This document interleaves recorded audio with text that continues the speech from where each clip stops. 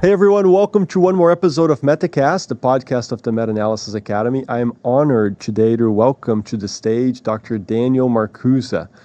He is a fellow in cardiology here at Brigham and Women's Hospital, Harvard Medical School. I've had the opportunity to work with him over the last few years, and I'm so glad to welcome him to the stage where he's going to share his experience. We're going to talk about many things that may interest you, ranging from, medical school in the United States to doing fellowship here, challenges along the way, and also setting up for career after residency and fellowship, after training. So Dan, it's really an honor for me to welcome you here. Thank you so much for participating. Awesome. It's such an honor and a privilege to be here. And I was looking through the list of guests who've been here, and I'm like, why am I here? I'm just kind of, a guy. But it's you're here because we talk about successful careers in MetaCast and this podcast. And of course, you've developed an extraordinary career so far, chief resident, University of Michigan Medical School, and then Brigham and Women's for Cardiology Fellowship too. So again, we're going to learn a lot from Dan here today in this episode. Before we move any further, just an important reminder that MetaCast and the Meta-Analysis Academy are not affiliated with the institutions where we work. The opinions here are our own, and they do not necessarily reflect the opinions of, our employers. Also, a quick reminder for you to subscribe to our channel. Also, make sure to check out the other episodes. Hit that like button in the video, and subscribe to MetaCast and join our wait list too for the Meta-Analysis Academy. Dan, let's start chronologically here. We're going to talk all about, being a chief and being a cardiology fellow at one of the most prestigious institutions worldwide and what you're going to do next with your career. But let's start way back. Where did you grow up and, what was your upbringing like? Yeah, so I grew up in New York City, actually in the city, not like in the suburbs of Long Island or like Syracuse. And it was, I guess everybody loves their childhood or feels strongly about their childhood, and I can't really compare it to any other. But I love New York, and I kind of always thought I was like a New York kind of guy. I was loved the big city, loved all the excitement. And it was just, it was a great place to grow up. You're constantly surrounded by different people and different cultures, and the hustle and bustle, and you gotta get that infused into your bones. So I hate to bring up a stereotype here, but I can't resist. I've known you for a few years. You're the nicest guy. How do you reconcile that with growing up in New York and being in New York? Everybody talks about how they're respite. So I think New Yorkers are really nice and good people. They just don't have any time. And, in the hospital, you also don't have any time. But, when you're working with somebody, you got to invest a little bit of that, all right, we're going to know each other for a long time, so I got to slow it down. And I will say, and this will probably come up later, I did my medical school at the University of Michigan, which is in the Midwest. I think if people are familiar with the geographic stereotypes in the United States, the Midwest is a little bit slower, laid back, a little bit more laid back, and incredibly friendly. And I think that kind of tempered some of my more maladaptive behaviors. But I remember I felt like I was finally in the Midwest when my first year from med school, I was coming back home and I was riding the subway, and I was like, it's a little smelly, and it's a little loud, it's a little dirty. And I was like, oh, maybe I've tempered myself just a little bit. Yeah, I think that's it. That's probably it. I wouldn't have imagined you were a New Yorker, having worked with you all these years. I think it's because you also have a little bit of that Midwest culture in you. Totally. I will say, so I used to do this thing where I lived near a diner, and the diner, when I was in med school, the diner would open at 5:30 or 6 in the morning. And as an enterprising medical student, I was, go-getter, had to beat the sun up in the morning to get to the hospital to study. And I would go to the diner to get a muffin or something on my way into the hospital. And I remember one morning I was particularly early and particularly tired, and the cashier looks at me as I say oh, I'd like a blueberry muffin, and she's just waiting. And I'm like, sorry, how are you doing this morning? I know the weather sucks, but it's one of those things. And then she opened up again. She's like, oh, I know. And then she got the muffin, and then she's happy again. I was like, okay, you have to take a second, and you can just be friendly. That's okay. Nice. No, that's great. The culture in the Midwest is really nice. It's incredible how people, I've been some places there in the Midwest, and people are definitely different than the Boston type too, So then, growing up in New York City, what was that like? You mentioned the multicultural environment, just everyone being so busy all the time. But what else can you share about that experience? Because most of our listeners are international. New York City, in like where I'm from in Brazil, it's this very special place. So what's it like growing up in that? I mean, I think everybody's childhood is kind of like their childhood. So we would go play sports with our friends, but like instead of in their backyards, we would go to Central Park, or we would go to like the local high school, which had like a basketball hoop in the back, like adjacent to the building. We play video games on the weekends and stuff like that. But I think the deal with New York is that if you're there for 48 hours, it's amazing because you like go in, you like go get some good food, you walk around, you see Times Square, and then you leave, and you don't have to deal with like the craziness, the hustle and all the anxiety of being in a place like that.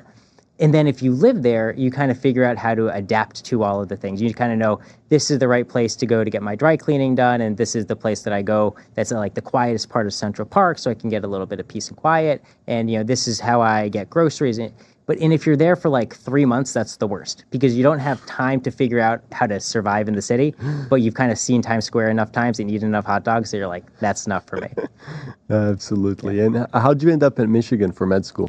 So that's an interesting story. So I think pure luck. Like it was the last place that I applied to. And I know it was the last place that I applied to because their application had one question, which was different from all the other places. So every you have to do your personal statement and why do you want to come to this university. And Michigan had one question at the end of their application that was, most people don't know that I can blank, and you had to fill it out. And so I was like racking my brain, how can I be clever? How can I be insightful here? How can I be unique? So I said, aha. Well, can has a couple of different meanings. It's like most people that know that I'm able to do X, which is how they intended it. But you can also can like fruits and vegetables to preserve them for the winter. So I said, aha, I will say most people don't know that I can apples in the fall because it had to be 4 words. So apples in the fall. So I answered that as my question, and I was like, okay, they're never going to interview me because I have no ties to the area whatsoever. And then I got an interview, and I was like, oh my God, I actually don't know how to can apples. So I had to go buy a bunch of apples, figure out how to can them. You're going to be busted now. I know, you're going to be known as a phony. So we bought the apples, we bought the mason jars, and then I found out that you actually need like a pressure cooker to appropriately can things because of botulism. So you learn it. So we canned them. We never ate them because we thought that they were too risky. And then I go there and like in the interview, they never ask me anything about this because like whatever. But on the name tag for the interview day, they say Dan Marcusa, New York City, Dartmouth College, apples in the fall. Because everybody else is like, can speak Chinese or like whatever their special thing was. And mine just said apples in the fall. Yeah. Wow, this is such an incredible story. I think the overall lesson, if we could translate it to the audience, is think outside the box. Well, I was going to say don't lie in your application. No, I mean, it clearly was innovative. Let's put it that way. I mean, you learn, and you should have just said that I will be able to can apples in the fall. Okay. Yeah. But still, like, be innovative. That's such a smart way of thinking about that question. I'm sure everyone got it, but he changed the word can from I'm able to just like actually the verb can. Created it. Yeah. But I mean, I think that honestly probably was part of it because I went to a good undergrad and I had good grades, but I didn't go to Harvard and I didn't have the best grades. My test scores were pretty good, but they weren't outstanding. And so there were probably 1,000 people that were fairly indistinguishable from me. And so when I was applying to medical schools, it was very... I didn't get into like every med school that I applied to. I didn't get interviews for every place that I applied to. And I think that you need some little special thing that says, oh, like, why is this person slightly different from all the other people in a way that's intriguing to us? Because I think it's very hard for them to distinguish otherwise. This goes for residency applications, too. A lot of our listeners are applying for residency. You were a chief resident. Did you participate at the Brigham and just like reviewing applications? So I did that, too, in Miami. And like those applications all look the same. Everyone gets high scores. They do research. They've saved the world in some way, shape, or form. Their letters of recommendation. Everyone is top 5%. I don't know how mathematically that's possible, but then like it's hard to like set people apart. Well, I think it's even worse because if your letter writer doesn't know the game, then they're going to write a letter that's an honest and like truthful letter, but doesn't sort of fulfill like the academic quota of saying this is the most talented person I've ever met in my entire life. Yeah. And so you kind of get dinged from having your letter writer not be somebody who knows the expectations from the program side. Yeah, this is so true for international applicants, guys. If you're gonna get a letter from your home country, you have to make sure that they know how to play the game, as Dan mentioned here, because the American letter writers, most of them know, not everyone, but most people do. So it can't be just a good letter. It really has to be an outstanding letter, just for you to be average. Essentially when you get when you apply. Yeah, especially now that there are fewer test scores and everything else. I mean, I guess step 2 still has scores, but it's a little bit different. Yeah, good. But the back to application to Michigan, I think that's such an interesting way that you were clever in that sense. What's it like, the process to applying to medical school in the U.S., having done undergraduate here? Because that's something our listeners, or most of them at least, are completely, they lack understanding in that. So I will say it may have changed in the last 10 years, although one of my very good friends is actually in the process of applying now. It's a different story for a different time. So you go to your undergrad, you decide what your major is. It doesn't have to be a healthcare major or a biology or chemistry. People are anthropology majors or English majors or whatever they want to be. And then you take your exams, your MCAT, you do your research opportunities if you can, you do shadowing if you can. I did some chemistry research, which wasn't that great. And I did almost no shadowing or volunteering, which is probably not a great thing to do. And then you sort of apply broadly. And so thinking that I was this like New York guy, I was going to apply mainly to East Coast programs. So I applied to Harvard, didn't get in. All the New York's programs, didn't get into most of them. Maybe a couple West Coast programs, they had no interest in me. And I think that there's virtue in applying to a lot of different kinds of places, because eventually you'll find a place that's a good match for you. And Michigan was the last place I applied to. I'd never been to the Midwest. I'd never even been to Chicago, I think, by the time I applied there. And then I got there and I was like, oh my God, this place really speaks to me. And there's something about the place that just, I couldn't have anticipated it before I got there, but it just was such a perfect fit for me. Yeah, that's great. Michigan, I had that same impression when I visited. So I was just telling Dan before we started recording, I applied to University of Michigan for cardiology fellowship. I interviewed there. I ranked University of Michigan right below Hopkins, where I ultimately matched. So I was likely, there's a good chance I would have ended up in Ann Arbor, Michigan, too. It's a special place. And of course, you know the place a lot better than me, having spent 4 years there. Can you tell us a little bit about Ann Arbor, about University of Michigan, about the culture in the place, the sports culture, too? Yeah. So I will say it's an amazing place to live. I think, at least when I was there, and maybe still now, has the highest density of PhDs of any city in the country. Wow. Because so many, it's a city of about 100,000 people. Probably half of them are directly related to the university, or went to the university, or want their kids to go to the university, or something like that. And so it's an incredibly smart, well-educated, but relatively small place. And there's a sense of community, because everybody there has some connection to the university. So in New York, you're like 10 degrees of separation from anybody, because there's just so many different things that are going on. When you're in a place that has really one thing in town, everybody has some connection to it, which I think decreases the barriers to getting to know people. And so you go into the coffee shop and everybody has the Block M, which is like the logo for the university, on their laptops. And you're like, okay, like we all we're part of the same thing, which I think is a really special. I think it's special today because we have fewer other connections and like other institutions that people have this sense of community from. Yeah. The actual university, I think it's a very excellent university. I think it's probably the best public university in the country. It has some of the highest research opportunities of anywhere in the country. And there's a real sense, the university, they say they are the victors, and that comes from the football team, which is actually won the national championship 2 years ago. But it's the sense of like, we are excellent and we are working towards a greater good, which I think is really, really great. Yeah. It's a college town, essentially. It everything revolves around the university. It's probably, an hour from Detroit? Maybe less, maybe half an hour from the Detroit airport, and 45 to 50 to like actual downtown Detroit. So it's a relatively small town, but very close to a major city, to a major airport. And like Dan said, the city revolves around the university. I remember when I interviewed there, Dan can correct me if I'm wrong, but I remember them saying that on the days that the football team was playing from University of Michigan, there were more people in the stadium than actually people who lived in the city. Yeah, so I think the football stadium can hold like 110 or something thousand people. I think it's the largest football stadium or stadium of any kind outside of North Korea. Somebody can fact check me, but I think that might be right. It's called the Big House. And the city has like slightly fewer than that, like 106,000 or something. Yeah. And if I wasn't a huge college football fan, and just being there like everybody's excited about the team. It's like something to talk about instead of talking about like, oh, the weather's bad and like parking sucks. You're like, oh, like the football team did well last weekend, and everybody kind of knows what's going on, and that's like an amazing thing.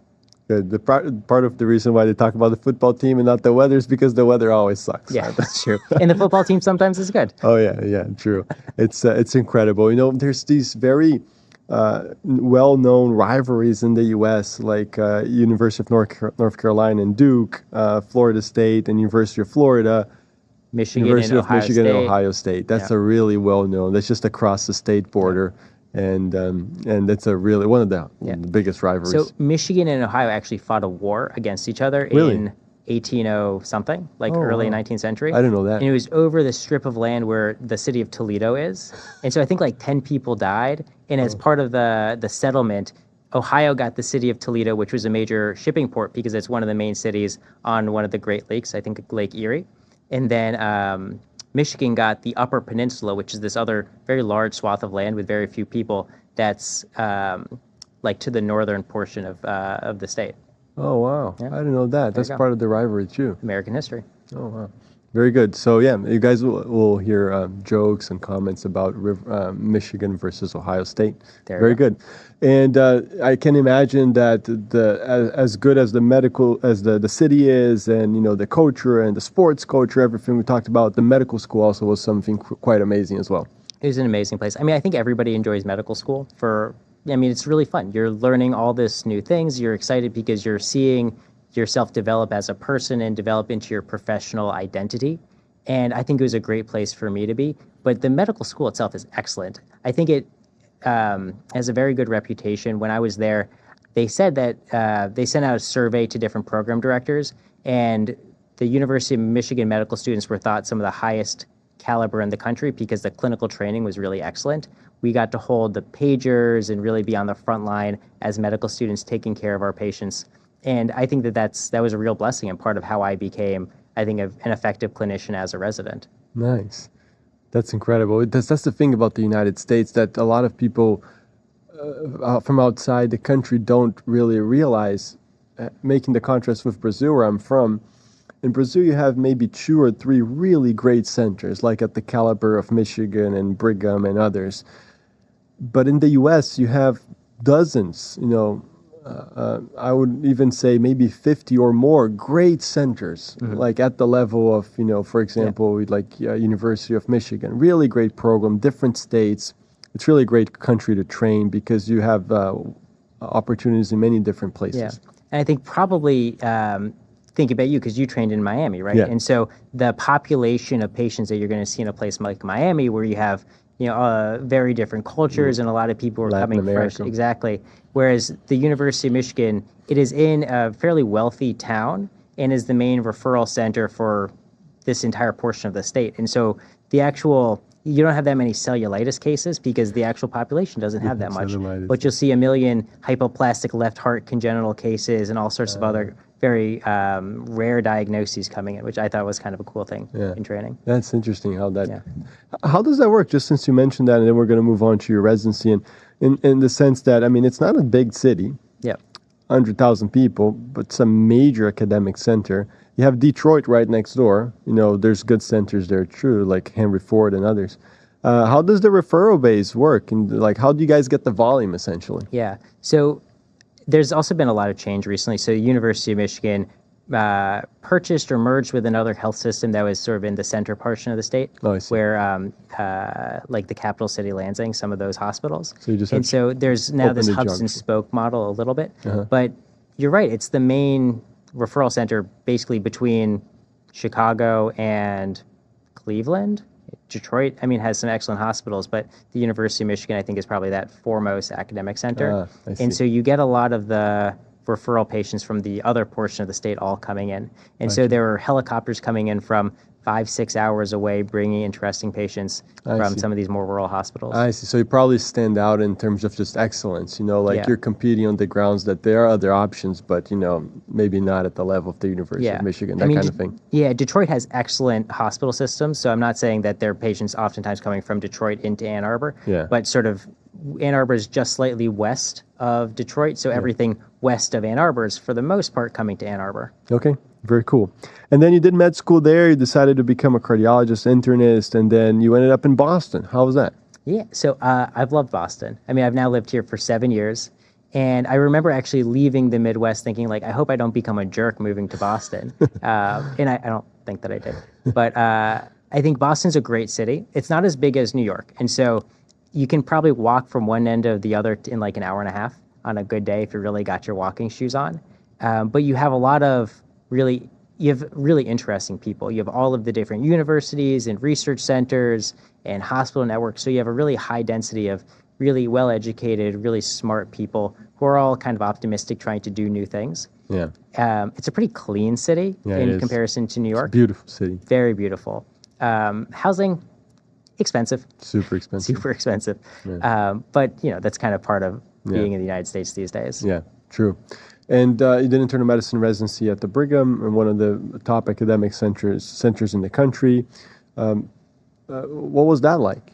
So I love the Brigham. And I think you've probably had this similar experience where, we'll oftentimes say the Brigham is a big hospital, but it feels like a small hospital. Yeah. In that you kind of get to know the main people if you're there for just a little bit of time. Yeah. And I think it's in part because it's, the Brigham has a very friendly culture. And we've talked about sort of the Midwestern friendliness, but I think that there's something about the Brigham where people kind of, they're at the Brigham because they want to be at the Brigham. And part of that is you get along with other people, you help people when they ask you for help, and you kind of go out of your way to not be a jerk to other people. I mean, on bad days, everybody's, nobody's perfect every day of the week. But I think for the most part, there's a genuine curiosity, friendliness, and eagerness to help that's just really been a pleasure to be part of. I want to ask you about this position of being chief resident, because a lot of our students are curious about it. Some of them just match into residency and will start, in the summer now, and they're just curious about it. It's not something that's quite common in other places, at least not where I'm from. I was a chief, you were a chief. What was your perspective on that? Can you explain what the job entails? Advantages, disadvantages of the job, what you liked about it, what you didn't like about it? So I did it for a year. I can't confidently say I really know what the job is about. I think like every day it's totally different. So the Brigham does it in a different way. So many internal medicine programs, you will do 3 years of internal medicine residency, and then the next year will be your chief residency. That's the way I did it. The Brigham is a very special place, and so we do things in a little bit of a special way. So I did 3 years of internal medicine residency, 2 years of cardiology fellowship, then stopped fellowship, went back to be a chief resident, then did that, and then came back to do cardiology fellowship. It's such a unique motto. Yeah. I mean, I don't think people may appreciate the craziness of that. So essentially, you finish internal medicine residency, you become a cardiology or a GI fellow or an oncology fellow for 2 years. Then you come back to internal medicine, but in the position of a chief resident. The idea behind it, of course, is that you will bring the expertise of that specialty. I mean, you're pretty much a cardiologist at that point, and you bring that to, the position of being a chief resident. So I think the reasons why it's a great idea are, number one, you're a little bit older, and so you have a little bit more experience and a little bit more knowledge about how the system works. And so, for instance, when you're giving career advice, you've kind of seen things a little bit better, and so you understand a little bit more how to navigate the system. You've seen further ahead. Yeah. And as an educator, you certainly have a lot more knowledge. And so I was giving cardiology lectures that I thought were very basic, but I think included a lot of things that may not have been part of the usual framework that a hospitalist or an internal medicine graduate would necessarily know, because I did like 2 years of cardiology training. And so I think those things are excellent. I think you're also just a little bit removed from some of the social politics of a medicine residency. And so when you spend 80 hours a week with the same people for 3 years, you have a lot of really intense friendships and feelings for all of the different people you work with. And I think it's hard to be fair sometimes if you're then in a position of authority or some administrative power. Because it's a totally new class. Yeah. But so take 2 years off. And I knew a lot of them both from being a cardiology fellow and some from when I was a resident. Yeah. But for the most part, a lot of the people that I was dealing with, I was developing new relationships with without that, we used to be friends and now I have power dynamic, which I think is kind of tough for some people. Yeah. Yeah. I never thought of it that way. I was a chief in the standard motto, and I never thought about that. Sometimes you have to make tough decisions as chief, Yeah, and then I think that it's impossible to remove that bias of Yeah. having a personal preference of one versus the other. Yeah, and I think it's not even like favoritism, but there would be some times when, I mean, as a chief resident, I think, yes, we like what the job is, and the job is a million different things. But I think the most important one is making sure that people are doing the right thing for themselves and their futures. And medicine is a hard job. Being a resident is a hard job. And sometimes people don't live up to their own standards. And if you have to tell somebody, look, you did this thing, it was not the right thing to do. You're not a bad person, but you shouldn't do this again because this is the reason why. I think that's a much easier conversation to have with somebody who was not like your very close friend Your 6 buddy. weeks ago. Yeah, it's a good point. So you mentioned many different hats we use as a chief resident. I can mention some. Just want to give people an overview of what that entails. So there's the administrative hat, like building schedules, for example. I did a lot of that. Our program had 40 residents per year, and I built the schedule for the seniors, I think. Then there's the educator hat. You're doing things like morning reports and, teaching the residents, and bedside too, because another hat you use is the attending hat. You do a lot clinical time where you're the attending. So those are the main ones. I love that educator hat and the clinician hat. The administrative, I can't say I was a big fan of. What was it like for you? So we tried to break it down into 4 buckets. So we had the sort of service bucket, which was attending, and I also kept my cardiology clinic.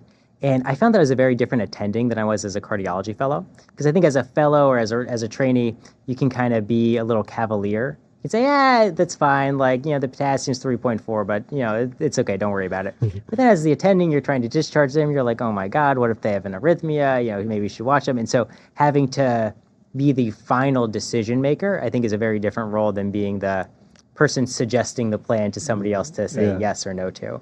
So I think that was fun. The educator hat I loved. And so it's a lot of teaching. We did a lot of med student teaching as well. And I gave some lectures to the residents, to the neurocrit care fellows, to the med students. And so that was kind of fun. Yeah, I did a lot of that too. I created a board review course for them. It was good. Oh, interesting. I really like the administrative hat, actually, in that I like seeing how the hospital works. And I think there's this sense that these administrators are making these decisions very divorced from actual real life experience on the ground. And as a resident, you always want somebody to blame when things go wrong. And sometimes the administrators, whoever they are, can be sort of a useful foil.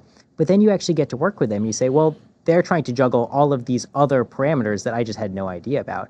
And so to see the thoughtfulness and the care that went into a lot of controversial decisions, I really appreciated that, because I think it makes you, A, more informed on issues, B, helps you appreciate just how difficult some of these jobs are, and C, I think it makes you a better communicator, because you see the ways that things might be taken for granted if you don't know all the pieces of information. And so I thought it was great. Good. And and then the 4th one is special projects. Okay. And so special projects can be, anything. And so for me, I spent some time I was working for the startup, which I spent some time with. And then I was also designing this medical AI education project that we actually got funded through the Harvard Med School. But just to be clear, that was outside the job of a chief. That was, they wanted us to carve out some time for special projects. Oh, really? Yeah. Okay. So tell us about that, the consulting piece. That's something that, again, totally new to a lot of our audience, which is the fact that you can be a chief resident, you can be a cardiology fellow, you can be a clinician, a cardiologist, and you can also have this side gig or this other thing you're doing where you're consulting, for example. Yeah. Well, so I'll sort of talk about the things that were part of the job and then sort of the things I did outside the job. So as chief resident, one of my jobs was to help coordinate and lead this AI and medical education club. Okay. And so there's a couple of us who, after ChatGPT came out, became really interested in understanding how AI could be used as a disruptive technology to help advance medical education, medical care, and everything else. And so we formed a nidus of people who were interested in these things and had a couple of meetings. We hosted some interesting speakers to come by and sort of talk about their vantage point. So people at the med school who had been working in the space or were just sort of nationally known leaders. And so that was really interesting. And then from that, a couple of us put together a grant to basically use AI to develop educational tools for med students on the wards. And so we've been working on that. I actually have had to step away from that because I'm about to graduate my fellowship. But so we were able to put together a project and get it funded by the med school, which is really fun. So I spent a lot of time working on that. last year and then into this year. And then outside of that, I also began doing some consulting work for a company, a startup that was founded by a former Brigham intern called Glass Health. And so that was really fun. I'm not going to talk too much about what the company actually does, or because that's sort of outside of our purposes today. Yep. But I think it's a very different skill set to try to create something and try to design something. Especially try to sell something. Well, thankfully that wasn't my job.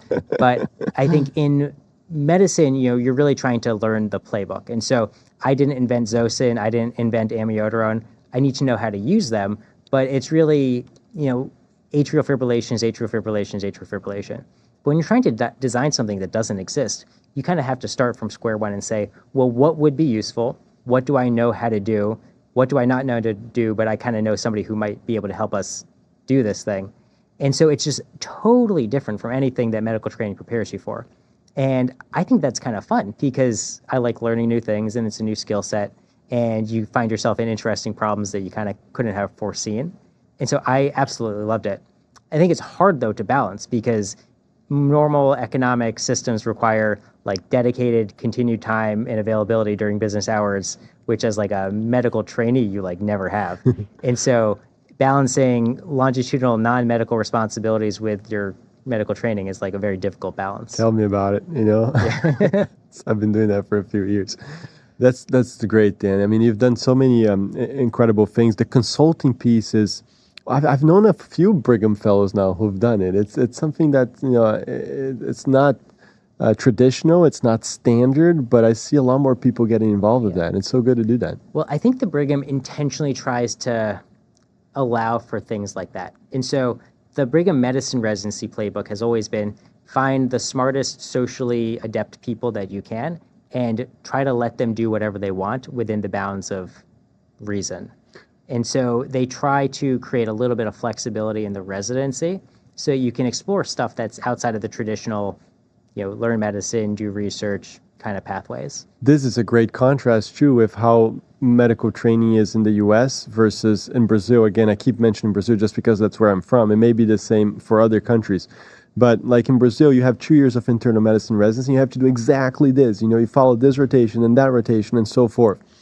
And over here in the U.S., I see a lot of flexibility, especially in fellowship, which tends to be more flexible. But like even in internal medicine residency, they will give you electives. They'll give you the opportunity, sometimes even the funding, depending on what you want to do. Definitely the support in most places, especially a good academic place like the Brigham, will give you a lot of support for doing these, exploring these other interests. Totally.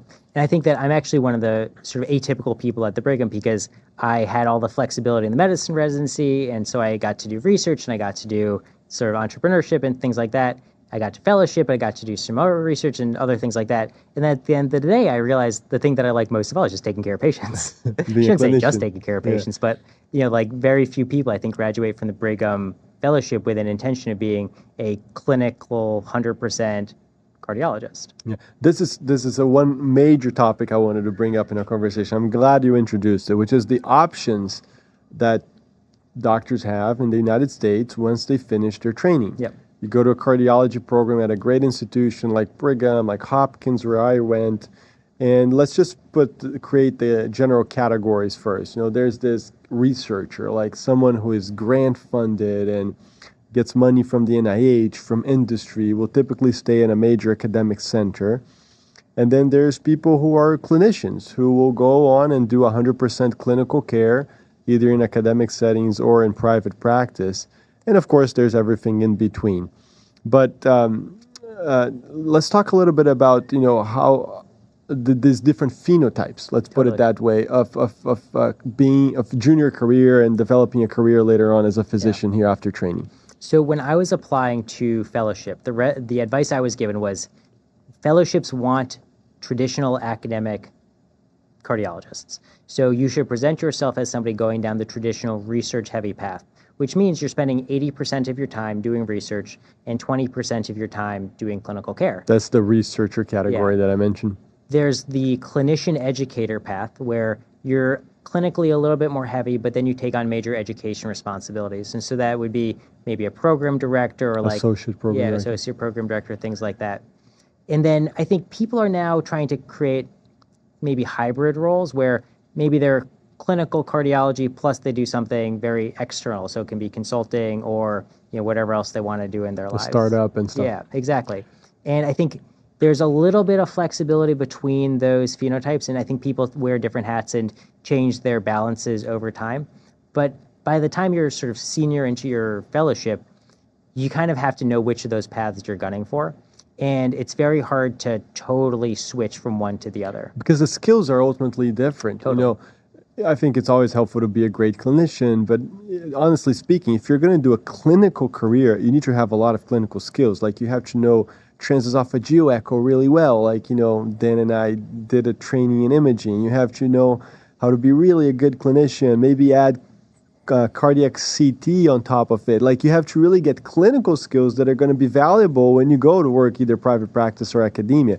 But if you want to do the research-oriented career, you need to know how to get grants and how to get money to fund your research and your own salary by consequence. So just the mere fact that you're at Brigham or you're at Hopkins, like I went to Hopkins, doesn't necessarily mean, you're going to know how to write a grant. I didn't learn that. I learned how to become a cardiologist because that's sort of the career path that I had in mind. Yeah. I think also the lifestyles once you leave training are very different. Yeah. And so if you're going through, and I really shouldn't speak about sort of the grant-funded world because that's not the world that I live in, but there's a constant sense that you need to justify your salary and prepare for your next grant because once your grant starts, then there's like a 4 or 5 year clock before it runs out, and then you need to have the next one lined up. And so that's one kind of stress. And then if you're full-time clinical, you're seeing like 30 patients a day. And that's a very different kind of stress. Choose your stress. That's exactly right. And now I'm going to add one more characteristic here, which is the money. This is obviously very important to all of us. Generally speaking, if you become very successful in the research track in your career, you can make a lot of money. You can go to institutions, you can be hired, as a chief of research or, have your own lab and get recruited to lead something. But that's really honestly for a minority. The typical career for someone who finishes fellowships and gets into a research-oriented career at a major institution, like the ones in Boston, like Hopkins and others, is typically, I don't speak for these institutions, just generally speaking, you get paid less generally than what a full-time clinician would be. They sort of protect your time. They give you some time to do research as you figure out and start working on your grant applications, but they also typically pay you a little bit less, and this is not true for all institutions, but typically you pay a financial price as opposed to being like a full clinician. But that's sort of fair because the main way that you're generating revenue for the institution early on is seeing patients. Yeah. If you're seeing fewer patients, it's sort of a fair deal. Yeah, it's a fair deal. It's just the way it is. So that's why I go back to what Dan said, which is really important. As you guys go through your training, if you're interested in research, you have to really figure out how interested are you in research. Are you interested like I am, which is like I'm a clinician and I do this side thing where I do a few participate in clinical trials and I do a few interesting projects in cardiac imaging, and that's great. But I'm a clinician. That's how I generate my salary. Or is it really, are you going to be a researcher and you're going to have 80% protected time and you're going to fight and compete for NIH grants? Those are totally different careers. Yeah, and I think it's appropriate to not know what you want your balance to be or even which of these phenotypes you want to live in until like way on in your training. And so the advice that I was given was you go to the best medical school that you can, and then you go from the best medical school to the best residency that you can. But then when you're choosing fellowships, you should think about which fellowship is most able to prepare you for which phenotype you think you're most likely to be. Yeah. And I was really lucky that the Brigham was excellent for the academic path that I thought I was going down and also the clinical path that I have ended up going down. But I think it's worthwhile to make sure that you have some flexibility in whatever you're going to do. Yeah. And cardiology, just a plug, is also amazing because you can be a radiologist who's just reading studies all day. You can be a surgeon who does EP or interventional procedures. You can be a primary care doctor who does preventative cardiology. Mm-hmm. And so you can also delay like which clinical phenotype you want well into the future as well. Yeah. Like, for example, Dan did his cardiology training, but then he picked up really robust skills in cardiac CT. Are you going to read CT in your job? Yeah. So he's going to read cardiac CT, which you may, in other places, need extra training for CT, like I did, an extra training in cardiac imaging, but then just realized that he was going to become a clinician and really wanted these extra skills. And he made time, carved out time in his fellowship to spend a lot of time with us in the CT lab. That's how, I got the pleasure of working with him just because of that extra skill that he wanted to pick up. Well, I will say, so I was talking with my favorite Brazilian cardiologist, and I was telling him what I was going to do this year. And he's like, oh, what about CT? And I was like, okay. And so then I added on 12 weeks of CT because of you. Very good. Nice. Okay. So so this is a great discussion. I don't think that's something we discussed in MetaCast before, but it's super relevant for those of you guys who are thinking about a career in the United States. This is going to come up as you join residency, as you transition into fellowship. And this is something that went through my mind too. I was fortunate enough to train at Hopkins and Brigham, but always clinically oriented. Dan and I have this same phenotype where we train in like these great institutions, top academic places in the country, and we became clinicians. Yeah. And, 10 years ago, to be quite honest, people in these institutions, I don't know about Brigham, but I know where Hopkins, where I trained, people would be like, oh man, you should have become a researcher. That's why we recruited you here. And I understand that, but I think more and more people, are going to these institutions to really have developed really great skills. And being clinicians and continue the great work that these institutions have done over decades. Yeah, I will say that the Brigham was really receptive to me trying to create this clinical phenotype. And you have so many world experts. Ron Blankstein, world expert in cardiac CT. Marcelo De Carli, world expert in nuclear cardiology. Ping Sun, world expert in structural echo. And the fact that you're going to go practice skills that they trained and impact so many patients, I think that people took an extra interest in me because I was kind of this oddball duck trying to do clinical cardiology. So they're like, let me teach you this thing that's actually be useful to you in the real world next year. Yeah, I think you guys can pick up from what Dan and I are saying here, but I just want to make it explicit how grateful we are for our mentors, for the people we've trained with, for the institutions where we trained. Like I mentioned Hopkins a few times where I did my cardiology fellowship. I'm just so grateful for the people, the mentors that I had there who ultimately shaped me to be what I am here. My imaging fellowship at Brigham too is just unbelievable, out of this world. One thing I also want to discuss with you, boy, I wish we had more time in this podcast. It's been great. I wanted to ask you the differences between being an internal medicine resident and a cardiology fellow. How is fellowship different than internal medicine? Obviously, there's intern year, which is a different animal, just being a first-year resident and, learning the whole system and writing notes and all of that. But even if we consider the senior years of being an internal medicine resident versus a fellow, what are the differences? Well, they're probably more different than they are similar. Yeah. I think I remember being a first-year fellow, and as a first-year fellow, overnight, you're the only cardiologist in-house. That doesn't mean that there aren't people you can call, but you're sort of the one who's representing the division if somebody has a cardiac problem. And there was a patient who was post-op from something, and he needed an echo to look at his pulmonic valve. And so they called me to come do the echo, and the pulmonic valve is very hard to see on transthoracic echo, even for very good sonographers. And as a first-year fellow who'd done 9 scans in my life, this is never going to happen. And so I look and I try and I can't see anything. And so I tell them, not well visualized, no obvious problem that I could tell. And they took that as okay. And I was thinking this is crazy because I didn't really see very much. But I thought, well, there's nobody in the hospital better than me right now. And as a medicine resident, you're doing so many different things. You're doing lines, you're doing ultrasounds, you're doing orders, you're thinking about complex problems, but there's always somebody who's a little bit more experienced than you, who's that backup person to call when you have a problem, the cardiology fellow, the ID fellow, whoever. But as a cardiology fellow, you're kind of it. Yeah, your attending is the ultimate line, but the one above, but I mean, that's it, Yeah, but they're not oftentimes coming in the middle of the night to do a transthoracic echo for the pulmonic valve. Exactly, sure. And so that sense of, it's not that the buck stops with you, but the reasonable expectation is that you should be the first line for most things is a totally different mindset, and it's a different level of responsibility. And oftentimes, as a medicine resident, the problem ends when the answer is call the cardiology fellow, but as a cardiology fellow, that's when the problem begins. And so all the easy stuff has already been taken care of. And this patient's pretty sick, but they're in AFib with RVR, and we're not really sure what to do. That's you. That's what you signed up for. That's the job.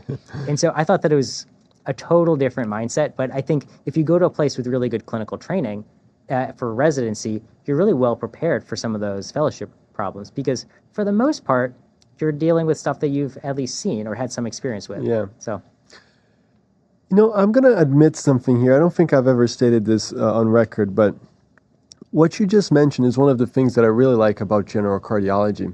I did general cardiology, then imaging. I love imaging because not only there's the imaging and the technology, but you also, I feel like it makes me a better clinician. I know more about the coronaries, the muscle, the arrhythmias. And I feel like I know a lot more about these different areas of cardiology. But ultimately, I'm a general cardiologist. I like everything. That's why I didn't do EP, for example, or cath. But I also love the idea that I can pick up the phone and call an electrophysiologist and ask them, and ask them about this really complex EP patient. I love having the idea. I was just recording the episode with a friend right before you, Pedro, and he was saying that he's doing a rotation at Boston Children's, and he's amazed that the surgeons, in the OR, and they see something complex, they'll call another surgeon to come and help. And I think that that's such a beautiful thing in academic medicine. And private practice is probably the same, but in the U.S., there's really this culture in all the places where I've trained of just, being collegial and asking for help and, collaborating with others who know more than you about different stuff. Yeah. And I think that this is something that's very true of the imaging program where, every day it seems like at least once somebody's saying, what does Raymond Kwong think about this MRI? Who's the world expert in MRI? Or, let me ask, Ron Blankstein what he thinks about this coronary, because it's like a little bit funny. And I remember actually when I was a general fellow and you were an imaging fellow, we had one of these classic, what's the right imaging test for this situation?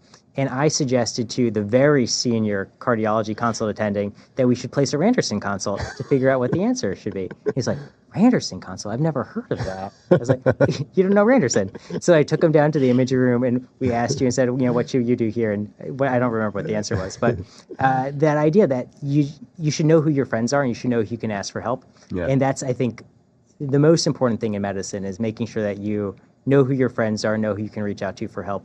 And oftentimes they'll be asking you for help too, because everybody has their different expertises. Yeah. No, that's such a great point. I love that about here, the collegiality, the having the world experts, at Brigham, for example, to ask a question to. It's just amazing. Dan, as we wrap up here, something that I wanted to highlight to in this podcast is just this culture of excellence. Like you leaving New York, going to Michigan, one of the best medical schools in the country, coming to the Brigham, being a chief resident, the excellent training that I know for a fact that you've developed during your cardiology fellowship, having, observed you in some of that capacity. But it's always this, seeking excellence, also being a great guy, a nice guy as you do it.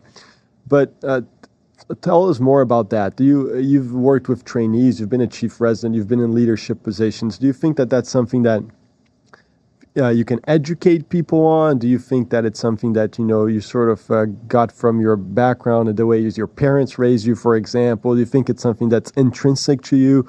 Where do you see this, culture of excellence coming from, and can it be taught?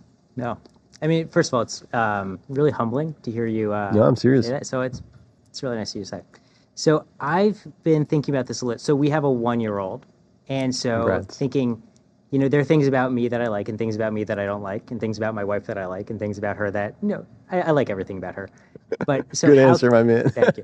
How can we make sure that we instill in him only the good and none of the bad? Yeah. And so something that my parents always talked to me about was the importance of knowing what the standard is.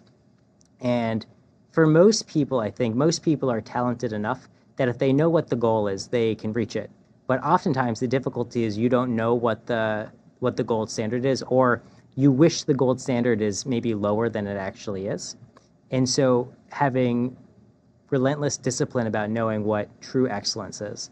And so I think when you surround yourself with really top people, you know immediately this is what we're shooting for. And you can't always reach it, but if you know in your mind what the goal is, you can generally get there. And so again, it comes down to surrounding yourself with the right people. Wow, I never thought of it that way. That's in summary.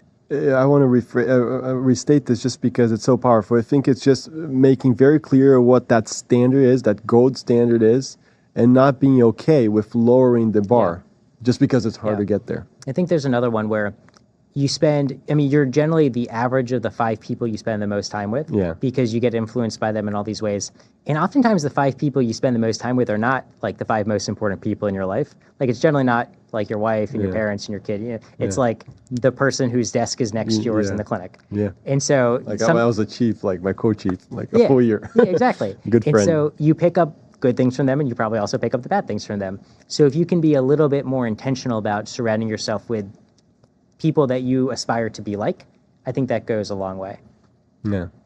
That's the importance of the environment, and we've been so blessed of being at these great places, because I mean, if we look around at the place where we work, I mean, it's just amazing. Yeah. You mentioned some names here during the podcast, people who are first authoring guidelines, and you work with these people, and they're incredibly humble, willing to help, willing to teach, approachable.